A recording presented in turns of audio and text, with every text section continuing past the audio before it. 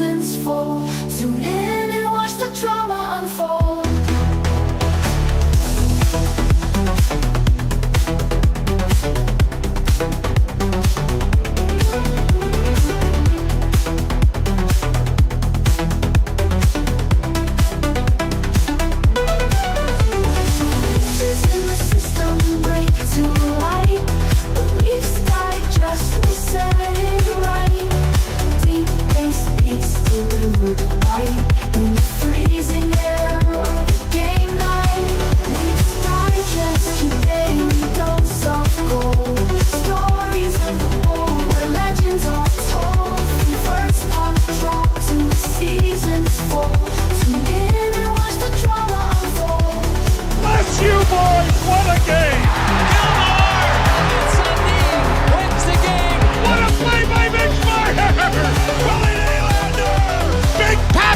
Given the Leafs the lead. This time we're gonna finish the job.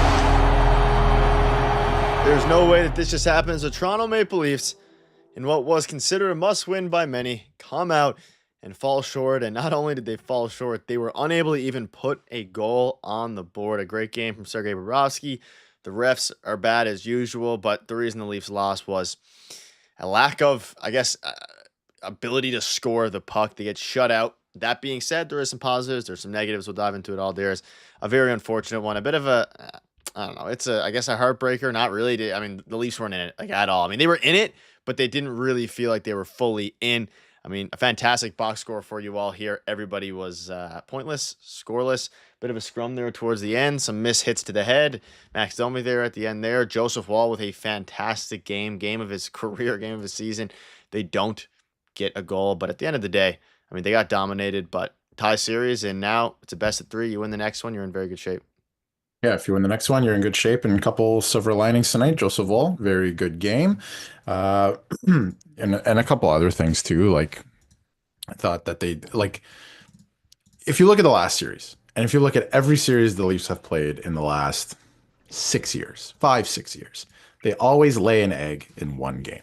So you knew it had to come in this series at some point. So there it is. They laid their egg, move on from this one.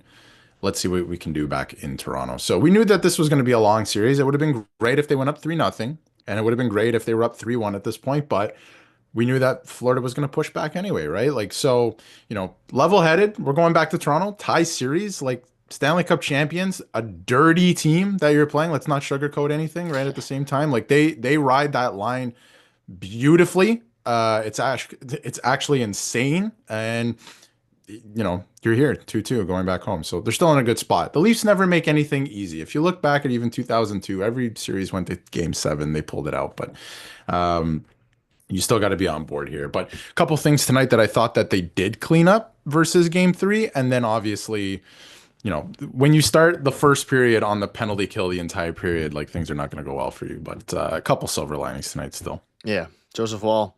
If you can play like that in the rest of the game, I like our chances. That being said, Sergei Bobrovsky seemed to have found his footing, but even then, like, the Leafs were bad for the first.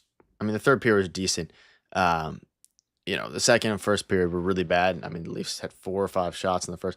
I mean, it is what it is. I'm not too upset. I mean, I'm upset that they lost and their effort, all these different things. At the end of the day, it was just a stinker game, and it's pretty rough. McCabe, yeah, and there were some uncharacteristic penalties. There was a couple, you know, iffy calls, but again, most of them probably were penalties, and the Leafs got it back in the second period. They were unable to. The power play looked really bad, like next level bad in today's game. You see here, Benoit leads the team in offensive and defensive impact, Everything. which it's kind of crazy. It's kind of crazy when you think about it in that way. But again, they have 2 days off now. They looked a little bit gassed out there as well. The big question now becomes what changes are going to be coming for this team, and we might see a Bobby McMahon scratch here for Wednesday. Yeah, Bobby McMahon is not playing well, and he's not inserting himself physically even. Like, he's not knocking anyone over or doing anything like that. So I don't know what the answer is here. I honestly don't think it's Nick Robertson in this series. I would have, thought that Nick Robertson could have been the answer against Ottawa, even though we got an answer and they won the series. But and it was Max Pacioretty, which is funny. But, at this point, Bobby McMahon, man, I thought he was going to be a bigger factor in the playoffs than he is. Like, just not doing much out there. I have to say, at the end of the game, a lot of people I see on X are, giving Domi crap for his hit at the end of the game. Game is game at this point. You guys want to play that game? I mean, somebody's gonna push back, so that's gonna happen. And again, like the OEL penalty is just like the puck over the glass. Like you don't gotta do that. Why are you taking a slap shot like that in that situation? It's the little things. And then McMahon's penalty. Is it a penalty in the playoffs? Probably. Like yeah, it's a penalty. I don't know. Maybe. They got their opportunities as well, though. They got their opportunities. They didn't score. Yeah. And a lot of perimeter passing again. They didn't look dangerous tonight. And it's a game of inches too. Like Nye's got that breakaway. He didn't score. Like it's a you need moments, and there was no moment for the Leafs tonight. Didn't even hit the net. Didn't even hit the net. But again, like I said, they always lay an egg in one of these games, and they laid an egg here. So I'm looking for a better performance in 5. So we'll see. Which is the unfortunate reality. I don't know. It was never going to be an easy series. Florida and 6, Leafs and 6, whatever you had.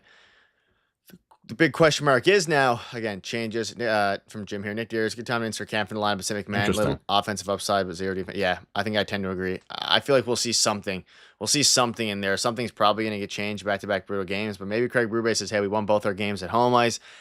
I mean, this makes game 3 sting that much more, inches away from being up 3-0 and all these different things, but can't really look back at that now. If the Leafs lose the next game, the series, I'm not going to say it's over, but it's you're in a very tough spot. It's a big game 5. Yeah, you got to win this game 5 on home ice. So David Kampf, I don't know, like they haven't had a lack of offense in this series. I know they didn't score tonight, but they haven't had a lack of offense in the series. And, again, we'll see what if there's any lineup changes. We got 2 days off now, which is, going to be interesting. Obviously, they're going to watch tape, go back to Toronto. There's going to be a practice. So we'll see what they do with this day off. And if there's any lineup changes, I think that's a weird one, though. Like I guess he could play center, 3rd line center, 4th line center, play around with the line combinations here, but that's going to be an interesting one too. I don't know. When I look at the lineup tonight and like Mitch Marner didn't have a shot on goal. Like you should probably have a shot on goal. I know you're not, the goal scorer of the team, but probably get a shot on goal there. And Nylander didn't look too dangerous tonight. I don't know, like a couple times. And great plays at the line to knock down pucks as well. Like the last 2 games, he's been all right. But yeah, I think the biggest thing for me is Joseph Woll had a solid game to the point where when you're looking at game 5 now, you're like, if he replicates that, you do have a chance because they're gonna wake up. Like there's no way there's back-to-back shutouts here. I hope nobody gets to clip this later, but we'll I think we'll see. Those asking, I think Wall, even if Stoller's healthy, they'll probably ride Wall for the next game. He almost won in that game. And yeah, the OEL hit wasn't a great hit. Right to the chest though. Open ice, of course, the problem. It's interference. Yeah, 100%. Bobby McMahon had a pretty rough hit there at the end on Matthew Tkachuk, which it is what it is there as well. At least it's not to the head. At least it's not to the head. Yeah, which we've seen from the other side in this series quite a bit. What was that whole thing? I'm wondering about what Tkachuk was saying there with the elbow. He was pointing at somebody on the bench and doing the elbow thing. I don't know. Matthew Tkachuk continues to do what he's best at, and that is talk. Yep. Because he is a much better talker than he is a hockey player, especially in this series, because he's clearly hurt or just. He had one good pass tonight in the opening goal, but yeah, definitely. But he just must be hurt. But continues to just talk, and I guess that's effective from the bench. So maybe, but I think the Leafs are going to come back with a good effort here. I hope so. I was hoping tonight would be the effort. Kind of had it penciled in after that brutal loss. It makes game 4 or 3 sting so much more. Posts away from winning the series winning game 3 up 2-0. It just makes it sting. But at the end of the day, something like this was always going to happen. It was never going to be a sweep. It was probably never going to be Leafs in 5. Here we are. Leafs in 6 is still doable. You have home ice advantage, which is probably going to Leafs in 6. Yeah. Also, if you're new here, hit the like button. Let's try to get to 30 likes. It's also full transparency. Going to be a much shorter stream than usual this evening. Absolutely. Yeah. But game 5 now goes Wednesday.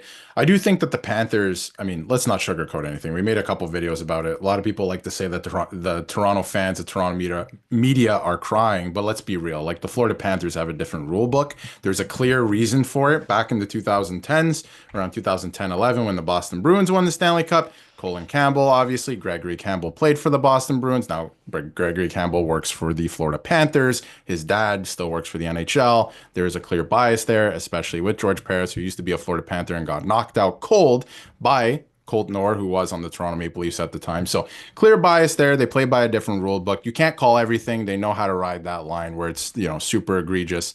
And again, that penalty, like you brought up the OEL one, it is a penalty.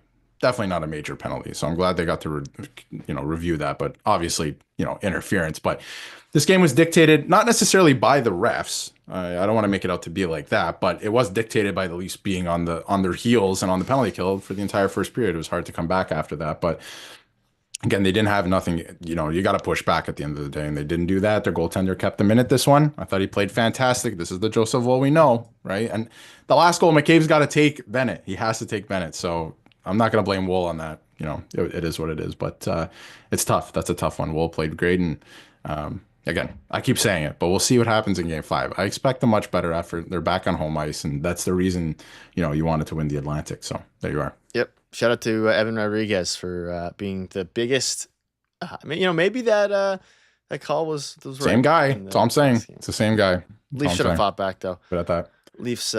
Leafs caved in after that brutal. The refs are terrible. Always going to be terrible. Florida Panthers are a disgraceful team to watch, but they're a very good hockey team. So it is what it is. It was. I'm sure if I was a Panthers fan, I guess like it. I don't know. It would be weird. They win hockey games. It doesn't matter. I'm sure half of them don't even watch the full game. So, they just see the result, and that's what it is, right? So that's, they see the result at the end. They go, hey, we're winning hockey games. We're winning the Stanley Cup. I'm all in, right? So there it is. Leafs blew it. We're still good. Yeah, I know. That's what I was saying to my friends. Jack. He got hit in the square in the chest. No, it didn't clip the face at all, and he was down holding his head. Went to the back, and guess what? He came back. He was back. Yeah. Yeah, it is what it is. Deja vu. It is. Yeah, it's gonna happen, right? It's gonna happen. You just keep playing. I don't like the head hits though on Marner. That needs to be fixed. That needs to stop happening. Yeah, there's a couple. We're gonna have a video tomorrow as well. Obviously, debriefing the game tonight. So stay tuned for that in the morning. But a couple things with that as well. They're just gonna continue to do it. They're not connecting until they connect with it, right? Then it's gonna become a problem. But they're just gonna keep doing it. We've seen it the last couple games. Guys were jumping into hits again tonight. So it's against the rules. Marner got clipped. I think he said he got clipped as well on that one today. So. Yeah, definitely. And weird day for officiating as well. Like, not the Leafs. Did you see what happened in the Jets game with the kicking? I think they got the rule wrong, right? I'm pretty sure they did. Absolutely. Yeah, they absolutely did, which is crazy. I can understand why you would want to call it that way. They did review it, but I think they just got it wrong. So David with the 199. You guys are haters. Let's go Panthers. Thank you for the 199. Fair enough. Appreciate it. Yeah. Appreciate it. At least congratulations to you guys. Yeah, I'm sure it's fun if you're Mason Marchman, I don't know if you saw this too. Again, we'll get back to the Leafs, but he hit an official in that game, so he's definitely getting suspended, I think. So very interesting day in the NHL, that's for sure. Forecheck was bad, Arrow. I agree. Forecheck. Yeah, they got to get back to that. Jim mentioned that as well. Like, they got to get back to establish a forecheck. That's what they were doing so well in game 1 and 2. Like, Florida and Ottawa had a tough time breaking out because of that as well. They're doing a good job with that. Florida's forecheck is doing their thing. The Leafs are having a hard time.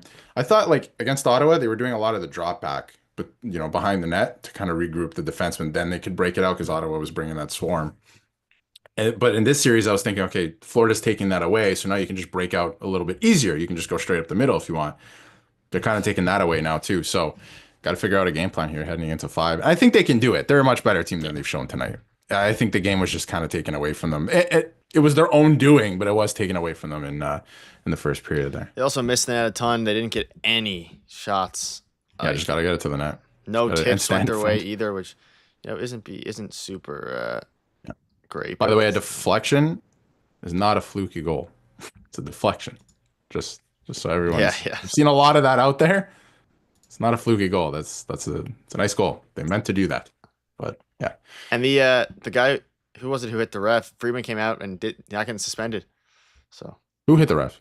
Sorry, you mentioned. Oh, Mason Marchand. Yeah, Mason Marchand. Yeah. He's not. They're not getting. So they've announced that. Yeah. Elliot Freeman said the refs didn't deem it as physical abuse, so they're not going to pursue it any further. Supposedly, by the rule, it most certainly it is. But 10 games, I think, is the minimum is the problem. So it's either 10 games or nothing. Oh wow, that's crazy. Yeah. See, but then you're just.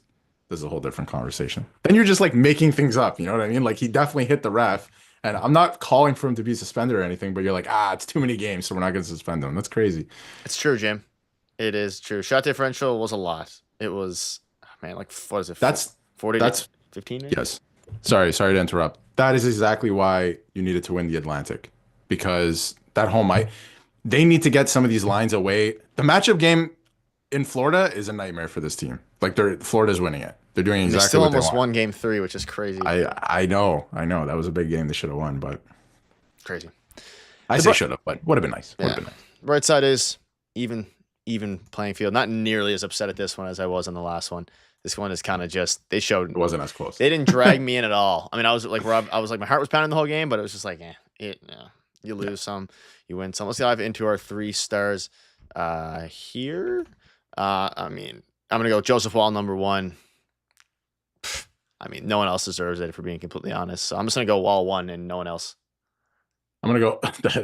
I'm not giving it. No one else deserves Wall it. 1. Wall 1 easily for me. Benoit is definitely 2. He's playing with so much confidence right now, even in a loss. And then I would say probably Matthew Nyes. Yeah, I would give it to Nyes as well. Shout out to Benoit. Dave with the 499. Sir Stanley is going to the Atlantic Ocean again this year. Welcome to Never Hockey West. All cheers. Have a good day, David. Enjoy the Thanks, David. Enjoy the win while you can. Maybe we'll see you on. I know we probably won't see you on Wednesday if Leafs win, but either way, appreciate the donations nonetheless. And a lot of Panthers fans on the channel recently, by the way. I wonder if there's a few watching. Fair enough.